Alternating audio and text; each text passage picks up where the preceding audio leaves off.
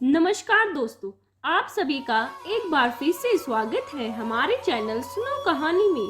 प्राचीन काल में किसी जंगल में गुरुद्रो नाम का एक शिकारी रहता था, जो जंगली जानवरों का शिकार करता और अपने परिवार का भरण पोषण किया करता था। एक दिन शिवरात्रि के दिन जब गुरुद्रो शिकार करने निकला तो संयोगवश पूरे दिन खोजने के बाद भी उसे कोई शिकारी नहीं मिला। इसी प्रकार दिन भर भूखे प्यासे शिकारी का शिवरात्रि का व्रत हो गया।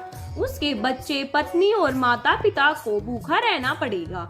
इस बात से वो बहुत चिंतित था और सूर्यास्त होने पर वो एक जलाशय के पास गया और घाट के किनारे पेड़ पर थोड़ा सा पीने का पानी लेकर चढ़ गया, क्योंकि उसे पूरी उम्मीद थी कि कोई ना कोई जानवर अपनी प्यास बुझाने के लिए वहां जरूर आएगा। वो एक बेलपत्र का पेड़ था और उस पेड़ के नीचे एक शिवलिंग भी था, जो सूखे बेलपत्रों से ढके होने के कारण दिखाई नहीं दे रहा था। रात का पहला पहर बीतने से पहले एक हिरनी वहां पानी पीने के लिए आई। उसे देखते ही शिकारी ने अपने धनुष पर बाण साधा और ऐसा करने से उसके हाथ के धक्के से कुछ पत्ते और कुछ जल की बूंदें नीचे शिवलिंग पर जा गिरी। अनजाने में ही सही, शिकारी के पहले पहर की पूजा हो गई।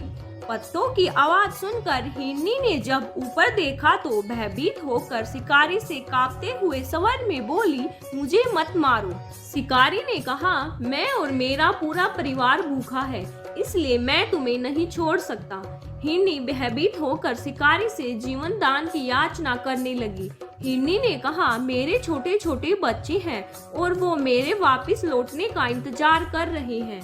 मैं उन्हें अपने पति को सौंप कर आती हूँ। मैं झूठ नहीं बोल रही, मुझ पर विश्वास करो और मैं शीघ्र ही लौट कर आऊंगी। अगर मैं नहीं लौटी तो वो श्राप मुझे लगे जो विश्वासघाती और शिवद्रोही को लगता है। इसी प्रकार विश्वास दिलाने पर शिकारी ने उसे जाने दिया और वो हिरनी वहां से चली गई। कुछ देर बाद शिकारी ने देखा कि एक मोटा ताजा हिरन जल पीने वहां आया है। उसे देखकर शिकारी ने अपने धनुष पर बाण चढ़ाया और फिर से उसके हाथ के धक्के से कुछ बेलपत्र शिवलिंग पर गिर गए। इसी प्रकार शिकारी के दूसरे पहर की पूजा भी हो गई। पत्तों की आवाज सुनकर हिरन ने शिकारी को देखा और कहा, तुम ये क्या कर रहे हो? मैं घर पर अपने बच्चों को छोड़कर आया हूँ, मुझे इतना समय तो दे दो, मैं अपने बच्चों को धैर्य देकर शीघ्र ही लौट आऊंगा। शिकारी ने हिरन को भी जाने दिया और हिरन जल्द ही वहां से चला गया। अब दोनों हिरन हिरनी अपने घर पर इकट्ठे हुए और एक दूसरे को सारी बातें बताई और वो एक दूसरे से बोले कि शिकारी के पास हमें लौट कर जाना है और वो दोनों अपने बच्चों को धैर्य देकर वहां से जाने लगे। तब हिरनी बोली, शिकारी के पास मैं जाऊंगी और आप मेरे बच्चों का ख्याल रखना। हिरनी की बातें सुनकर हिरन बोला, माँ के बिना बच्चों को कोई नहीं संभाल सकता, इसलिए तुम यहीं रहो और मैं शिकारी के पास जाऊंगा। हिरनी बोली, पति के बिना पत्नी का जीवन कैसा होगा? आपकी मृत्यु के बाद मैं कैसे जीवित रहूंगी? मैं वहां अवश्य जाऊंगी। और वह दोनों अपने बच्चों को समझाकर शिकारी के पास चल पड़े।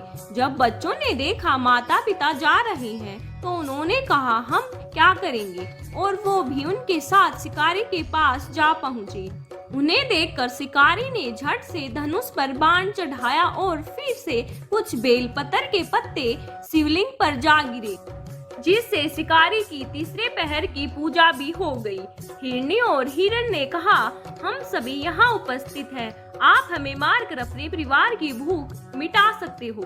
अब भगवान शंकर की कृपा से शिकारी को ज्ञान की प्राप्ति हुई और वह सोचने लगा, मुझसे तो यह अज्ञानी पशु भी धन्य है जो परोपकार करने के लिए अपना शरीर दे रहे हैं और मैं मनुष्य का जन्म पाकर भी एक हत्यारा बन चुका हूँ। यह सोचकर शिकारी बोला, तुम सभी धन्य हो, तुम्हारा जीवन सफल है। जाओ, मैं तुम्हें नहीं मारता, तुम निर्भय होकर यहाँ से चले जाओ।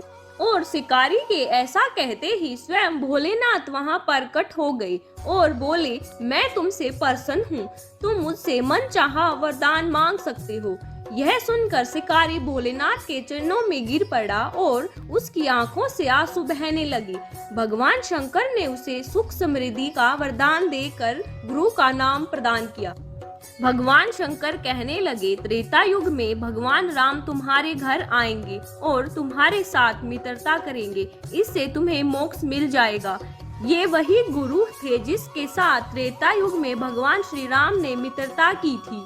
तो दोस्तों, इसी प्रकार अनजाने में किए गए शिवरात्रि के व्रत से भगवान शिव शंकर ने शिकारी को मोक्ष प्रदान किया। आपको यह कथा कैसी लगी कमेंट बॉक्स में जरूर बताएं और हमारे चैनल सुनो कहानी को सब्सक्राइब करना न भूलें। धन्यवाद।